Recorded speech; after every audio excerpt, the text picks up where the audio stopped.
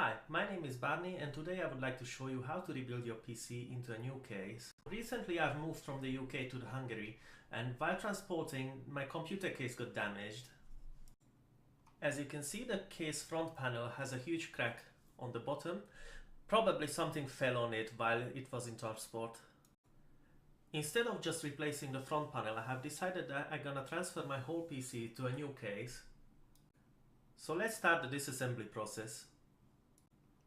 The side panel of the old case is coming off by unscrewing two thumb screws.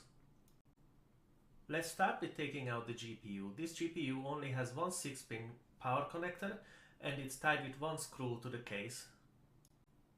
The next one should be the Wi-Fi card, which is also held down by one screw.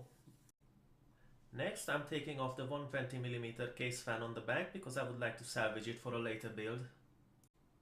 Next, I'm taking off the RGB cable of the RAID Spire and the 24-pin motherboard cable and also the 8-pin CPU power cable. And next, the front panel I/O cables. Next, I'm disconnecting all the SATA cables from the hard drives and the SSD and also from the motherboard. Also disconnecting all the power cables to the hard drives. With all the cables disconnected, I can completely remove the front panel from the system. Next, I'm unscrewing one side of the screws from the hard drives and the SSD, and I also remove the screws from the power supply. Next, turn the case. Two more thumb screws allow you to remove the other side panel. With removing some cabling, I can unscrew the other side of the drives, and I can take them out completely from the system. With undoing some cable management, I can completely remove the power supply as well. After flipping the case back, by removing all the screws, I can take out the motherboard entirely. Luckily, I don't have to take out the memory or the CPU itself. And voila, the whole system is dismantled. So for the new case, I have chosen the Zalman Z1 Neo, just for a few simple reasons. It already has three 120mm fans installed, two in the front and one in the back. It supports three 3.5-inch drives and one 2.5-inch drive in the back. It has a blue theme and an affordable price tag. At first, I'm installing the SSD on the back.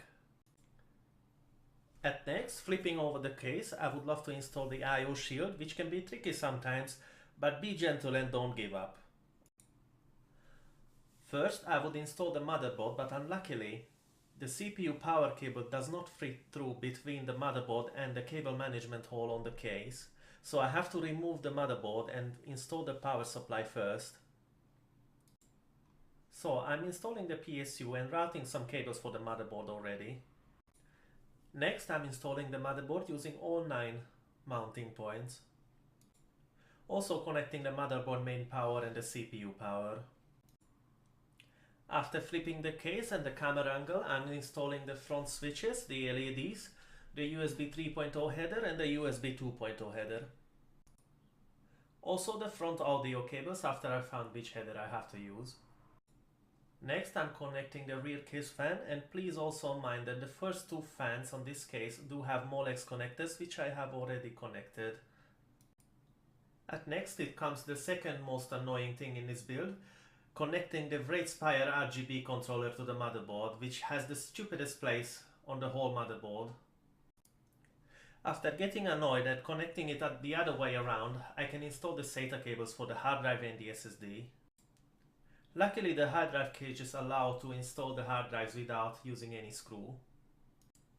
After connecting all the data and power cables to the hard drives, I can install the Wi-Fi card and also the graphics card. And once again, they only head by one and one screw each. After double checking all the cables, the moment of truth has come to see if the machine switches on. And last but not least, the worst part of the whole build is the cable management part. At this price point, I'm not expecting too much from any case, but well, a little bit more than this one. Since I was cheap enough to get a non-modular power supply, now I have to deal with all the cables that come out from this EVGA unit. Luckily, after some creativity and some work done, I managed to squeeze in all the cables to the back or some unseen places, and managed to squeeze the side panel to the case. And as a reward, a noise that we all love to hear after finishing a build.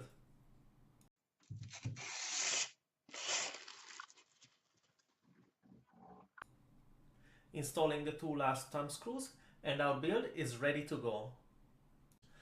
Let's summarize what we salvaged from the old case. I managed to salvage the 120mm fan for later on, and the case structure itself with the power on and the reset button, but keep in mind that the USB and the LEDs are not working. So, final thoughts about the new case. It has a decent airflow provided by the 3 case fans that are already installed into the system. It has a nice blue theme and it's very affordable, with a price around 50 bucks here in Hungary. Unluckily, the cable management is rubbish though, but this is one of the things that you have to do only once, hopefully. So thank you very much for watching. If you like this video, please leave a like. You can subscribe here or you can watch another video in here. And thank you so much for watching, and I see you all in the next one.